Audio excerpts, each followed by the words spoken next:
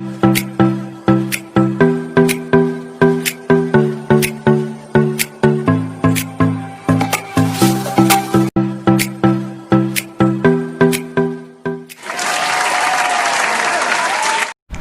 की बात जिंदा दिली के साथ, जिंदगी की बात जिंदा दिली के साथ, मोहब्बत की मुस्कान, खुशियों की बरसात।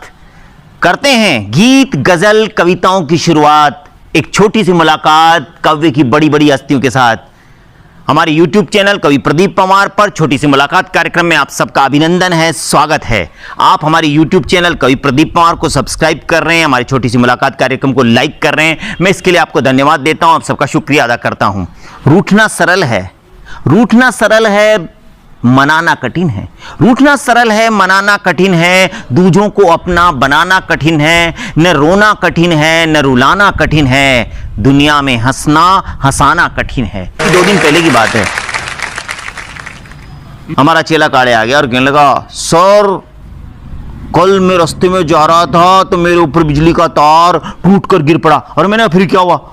अरे सर मैं तो तड़प तड़प कर मर ही जाता। और अचानक मुझे याद आया कि यार बिजली तो 2 दिन से आई नहीं रही। मैं खड़ा हो गया और भगवान को नमन वंदन करके बोला, हे भगवान ये तो याद आ गया, नहीं तो मैं तो मर ही जाता। हंसी इसी तरह से जिंदगी में खुशियां ला देती है। मुलाकात होती है, बात होती है, मोहब्बत की शुरुआत होती है। आपकी और हमारी मोहब्बत के सिलसिले को शुरू करते हैं और आज हम आपकी एक छोटी सी मुलाकात करवाने जा रहे हैं देश के एक ऐसे हास्य कवि से जिसने बड़ी सहजता के साथ अपनी काव्य यात्रा शुरू की और देश के कई अखिल भारतीय कवि सम्मेलनों में अपनी पहचान बनाई।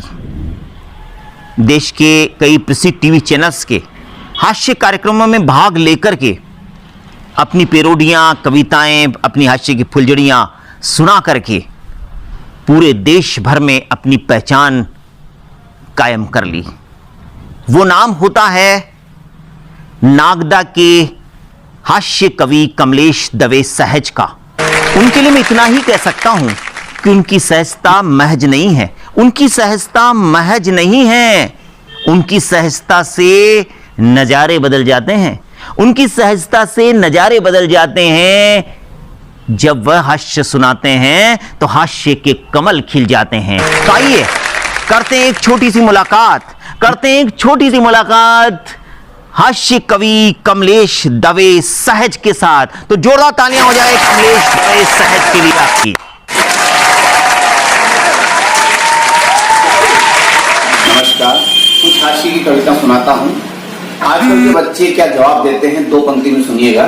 कि बाप ने बेटे से कहा, बेटा जल्दी से लड़की पसंद कर ले, लड़की में गुण देख, ये मत देख वो काली है, गोरी है, सांवली है या भूरी है। तो बेटे ने कहा, पापा अगर लड़की में गुण ही देखने हैं तो अपनी कामवाली बाई क्या बुरी है।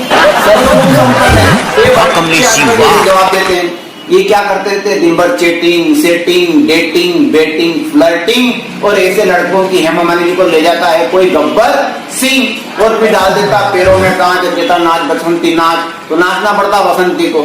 इसलिए इन लड़कों से कहना चाहता हूँ 2 पंक्ति में और, कि जिन लड़कों के आगे पीछे लड़कियों के मेले लगते हैं, जिन लड़कों के आगे पीछे लड़कियों के मेले लगते हैं, उन लड़कों के कुछ वर्षों के बाद मेले में केले के ठेले लगते हैं।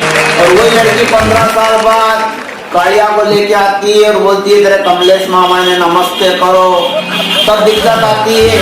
तब मैं कहना चाहता हूँ, एक दिन मैंने भी कर ली शादी, वो ले आया एक लुगाई जिसकी 5 फीट लंबाई और 5 फीट चौड़ाई। उसे घर आते से मैंने सदा सुहागन रहने की तरकीब बताई। मैंने कहा अपन दोनों ऐसे रहेंगे जैसे रहते हैं घर में बहन और भाई। तो वह मुझे देख करके नरेंद्र मोदी की तरह मुस्कुराई, मनमोहन सिंह की तरह गर्दन हिलाई और बोला कि ऐसा ही था तो राहुल गांधी की तरह कुंवारे रहते। अरे मैंने कहा कुंवारे रहते, मगर कुंवारे आदमी को तेरे पिताजी दहेज में ट्रैक्टर और ट्राली कभी नहीं देते। तो हम ट्रैक्टर बनकर के ट्राली धो रहे हैं। लोग समझ रहे हैं कि हम गहरी नींद में सो रहे हैं। हकीकत तो ये है भाई साहब कि हम रजाई के अंदर भी सुबक सुबक कर रो रहे हैं। और पहले तो सिर्फ अपने ही कपड़े धोया करते थे, आजकल बीबी के कपड़े भी धो रहे हैं, बीबी के कपड़े भी धो रहे हैं। बच्चों की जो बात है, एक सज्जन में घर गया, वो नहीं मिले, उनका बच्चा मिला। मैंने कहा पापा कहाँ गए? था कि शिरडी के साईं बाबा गए। मैं तू नहीं गया? तो कि नहीं गया। मैंने कहा तेरे पिताजी का पूरा नाम बता। अब पूरा नाम का मतलब होता अपना नाम, बाप का नाम और सरनेम, जैसा मेरा नाम कमलेश सत्यनारायण दवे। तो बोला मेरे पिताजी का पूरा नाम है BSNL। मैंने कहा BSNL? तो कि हाँ। मैं तेरे ताऊ जी का नाम आइडिया, मैंने अंकल का नाम तो क्या टाटा डोकोमो। मैंने BSNL का मतलब क्या होता है कि मेरे पापा बाहर जहाँ कहीं भी जाते हैं खूब इज्जत होती है, उनका खूब लंबा चौड़ा नेटवर्क है, लेकिन घर में आते हैं तो नेटवर्क फेल हो जाता है, घर में कोई इज्जत नहीं होती है। मैंने तेरे ताऊ जी का नाम आइडिया, वो आइडिया दे देते हैं, काम कुछ नहीं करते, सब हमें करना पड़ता है। मैंने तेरे अंकल का नाम टाटा डोकोमो, तो क्या इसकी भी समझ में नहीं आ रही कि कर क्या रहे हैं, सब हमें ही करना पड़ता है। और मैंने कहा मन गलत पड़ गया। तेरी मम्मी का नाम रेडियो मिर्ची FM, दिन भर बकबकी करती रहती है। तेरी बहन का नाम मेमोरी कार्ड, मैंने क्या मतलब कि दिन भर गाने सुनती रहती है। मैं तेरे दोस्तों का नाम मिस कॉल, पट्टे मिस कॉल देते, अपने को ही लगाना पड़ता है। मैं तुम बच्चों का नाम बताओ, बोले डाउनलोडिंग। मैंने क्या मतलब कि कोई भी आता है यार अंकल और घर में झापड़ मार के चला जाता है, घर में सारी कोई रिस्पेक्ट ही नहीं है। मैंने कहा तेरी दादी का नाम बता, वाकी टाकी। मैं ये क्या होता है, ये मोहल्ले से दूसरे मोहल्ले जाती है, इससे ज्यादा रेंज नहीं मिलती है, लौट के वापस घर आ जाती है। मैं तेरे दादाजी का नाम, देखिए पुराना लैंडलाइन फोन देखा आपने डबलिया, वो घर में पड़ रहता है, दादाजी घर में पड़े रहते हैं, कहीं जाते ही नहीं है। मैंने कहा तेरी ताई जी का नाम बता, बोला सिटी चैनल पूरे शहर का समाचार रहता, कौन कब कहाँ किससे बात कर रहा। मैंने कहा तेरी आंटी जी का नाम बता, ब्लूटूथ। मैंने क्या मतलब कि पेट में कोई बात टिकती नहीं, इधर की बात होगा 2 मिनट में ट्रांसफर। मजा आ गया सुन करके। मैंने कहा पड़ोस की छत पे जो आंटी जी कपड़े सुखा रहे, इनका क्या नाम है? वो बोला मेरी मम्मी कहती है पापा का रिचार्ज वाउचर है, पापा इसी को देख के मुस्कुराते। तो बच्चे साथ टेंशन जीवन में बहुत सारे प्रकार के, टेंशन में कुछ हंसने के पल मिल जाए तो अच्छी बात है। और कुछ पंक्तियां टेंशन के संबंध में याद आती है कि टेंशन किस किस प्रकार के। कुछ लोगों के पास सब कुछ है लेकिन कहते हैं कि हमारे जीवन में ऐश नहीं है। किसी के पास में चूल्हा है तो गैस नहीं है, किसी के पास मोबाइल है तो बैलेंस नहीं है, किसी के पास अच्छा सा परिवेश नहीं है, किसी के पास आदेश नहीं है, किसी के पास निर्देश नहीं है, तो किसी के पास में अध्यादेश नहीं है। और सबसे बड़ा टेंशन भाई तो कि सबसे बड़ा जो टेंशन रहता है कि उसके बाद ढंग की मिसेस नहीं है, मिसेस का ढंग का फेस नहीं है, मिसेस में कॉमन सेंस नहीं है। और जिसके बाद ढंग की मिसेस भी है, उसका ढंग का फेस भी है, उसमें कॉमन सेंस भी है, उस मिसेस को टेंशन कि ये सब कुछ है तो क्या फायदा, गले में सोने का नेकलेस नहीं है। और व्यभिचारी, भ्रष्टाचारी, आतंकवादी सबके सब जेल जाएंगे, बचने के कोई चांसेस नहीं है। और पाकिस्तान की गुंडागर्दी और चीन की दादागिरी बर्दाश्त करता रहे। भारत अब वो देश नहीं है, भारत अब वो देश नहीं है, फिर हम मोदी जी ऐसा होने नहीं देंगे। और मोदी जी का नाम आया तो 4 पंक्ति भी याद आती है कि मैं रिश्ते नातों को तोड़ नहीं पाया, सफलता की राहों पर दौड़ नहीं पाया, बनने को तो मोदी जी से भी महान बन सकता था, मगर मैं अपनी बीवी को छोड़ नहीं पाया। और फिर 4 पंक्तियां कि इस महंगाई के युग में बहुत कठिन है जीना, अच्छे अच्छे रुस्तमों का निकल जाता है पसीना, और जो बीबी के सामने भी हंस ले और मुस्कुरा ले, समझ लो उसी आदमी का है 56 इंची सीना। अब एक बार चश्मा लगाता हूँ, लगा तो टेंशन, नहीं लगा तो टेंशन। तो एक दिन मेरे क्या हुआ, सब शादी का समय आ गया, और शादी के समय के मेरा जो ये चश्मा गुम हो गया। जब चश्मा गुम हो जाता है जरूरत के समय, तब क्या होता है, तब देखिए कि एक बार मुझे भी दूल्हा बनने का अवसर मिला। मेरा चेहरा गोभी के फूल की तरह खिला, मुझे घोड़ी पर बैठाया गया, पूरे शहर में घुमाया गया। मैं हाथ में तलवार लिए धीरे धीरे आगे बढ़ रहा था, और वरमाला डालने से पहले काफी अकड़ रहा था, मगर मेरे साड़ू ने 1 मिनट में मेरी सारी अकड़ निकाल दी, क्योंकि मैंने वरमाला गलती से दुल्हन की जगह उसकी बड़ी बहन के गले में डाल दी। तो एक चश्मा हो जाता है, क्या क्या हो जाता है। एक बार पत्नी ने कहा चलो मंदिर चलते हैं। हम मंदिर गए, भगवान का दर्शन किया, चश्मा है ही नहीं, बिना चश्मे के दर्शन किया, अगरबत्ती लगे, प्रसाद चढ़ाया, नारियल फोड़ा।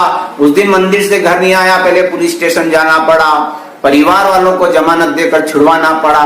उस दिन से मैंने कसम खा ली और मंदिर जाना ही छोड़ दिया, क्योंकि मंदिर में एक गंजे आदमी के सर को मैंने पत्थर समझ के उस पे नारियल फोड़ दिया। जब चश्मा हो जाता है तो ऐसा हो जाता है। एक बार मैंने पत्नी से कहा मुझे दूर का नहीं दिखता, चल चश्मा बनवा दे। तो पत्नी मुझे अस्पताल में लगी, पत्नी ने चीटिंग कर ली मेरे साथ में साहब। तो अस्पताल ले गई, एक लंबी लाइन में लगाया, 1 घंटे के बाद मेरा नंबर आया, एक नर्स ने मुझे अंदर बुलाया, एक इंजेक्शन मेरे शरीर में फंसाया और मेरे शरीर से 2 बोतल खून निकाल कर मुझे घर भगा दिया, क्योंकि मेरी पत्नी ने मुझे नेत्र शिविर की जगह रक्तदान शिविर की लाइन में लगा दिया। तो जब चश्मा खुल जाता है तो मैंने क्या क्या हो जाता है। एक बार एक छत के ऊपर 2 लड़कियां बैठी हुई थी, इधर 3 पुरुष बैठे हुए थे, तो एक बिना चश्मे वाला बोला क्या वो सामने वाली लड़की क्या गा रही है। दूसरा बोला मेरे को लगता वो गा नहीं रही है, कुछ खा रही है। तीसरा बोला खा भी नहीं रही है, गा भी नहीं, मेरे को लगता वो कुछ बजा रही है। तो चौथा जो चश्मा लगा के बैठा था बोला कल के अंधो, चश्मा लगा के देखो ना, वो लड़की कुछ खा रही है, ना गा रही है, ना बजा रही है, अरे आगे वाली लड़की पीछे वाली लड़की से अपनी जूं बिनवा रही है। तो जब चश्मा खो जाता है तो नजर, और हमारे साथ एक बार ऐसा हो गया था कि रेलवे स्टेशन पे गए, टॉयलेट की लाइन में लग गए, हमने दरवाजा बजाया, अंदर से कोई जवाब नहीं आया, फिर जोर से दरवाजा बजाया, अंदर से कोई जवाब नहीं आया, फिर जोर से बजाया, अंदर से कोई जवाब नहीं आया। तो मैं चिल्लाया कि अंदर बैठा है या सो गया या किसी ख्याल में खो गया, अरे कुछ तो बोल, जल्दी से दरवाजा खोल। मैं दरवाजे को धक्का दे दे के हो गया हूँ दुखी। तभी टॉयलेट का मैनेजर आया और बोला भाई साहब आप दरवाजे को धक्का दे दे के हो गए हो दुखी, और ये दरवाजा धक्का खा खा के हो गया है दुखी, अरे एक बार इसे खींच कर तो देखो, आप भी हो जाओगे सुखी और ये भी हो जाएगा सुखी। तो हमने दरवाजा खींच करके देखा तो टॉयलेट का मैनेजर बोला अंदर जा, क्योंकि अंदर कोई नहीं था। तो जब दरवाजा चश्मा खो जाता है तो न जाने क्या क्या हो जाता है। और सब पत्नी विषय पे कुछ पंक्तियां पढ़ता हूं कि पति ने पत्नी से कहा कि मैं पति की जगह गणपति होता तो कितना अच्छा होता, तो मुझे रोज देसी घी के लड्डू खिलाती तो मेरी हेल्थ सुधर जाती। तो पत्नी ने कहा तुम्हारी हेल्थ के साथ साथ मेरी भी तो हेल्थ सुधर जाती, मैं भी तो रोज देसी घी के लड्डू खाती और हर साल तुम्हारा विसर्जन करके नए गणेश जी ले आती।